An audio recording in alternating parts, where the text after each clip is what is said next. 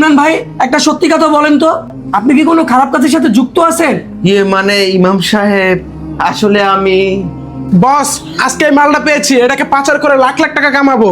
4 লাখ টাকা দাম উঠাবে, যা ওরে নিয়ে যা। এই যে 4টা মাল চালান দিয়েছিলি, ওদের টাকা দিচ্ছে বেটা? হ্যাঁ বস, টাকা তো আমার সাথে। দে। এই যে বস টাকা। আচ্ছা, আজান দিতে আছে, আমি একটু নামাজটা পড়ে আসি।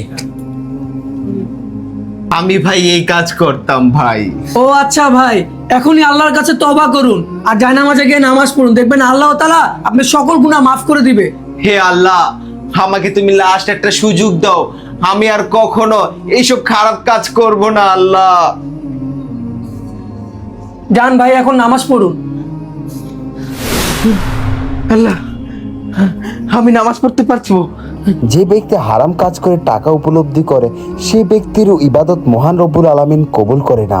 হে মহান রব্বুল আলামিন, আমাদের সকল মুসলমান ভাই বোনদেরকে 5 ওয়াক্ত নামাজ পড়ার তৌফিক দান করো। যদি আল্লাহকে ভালোবাসেন তাহলে অবশ্যই আমাদের ইউটিউব চ্যানেলটিকে সাবস্ক্রাইব করে যাবেন।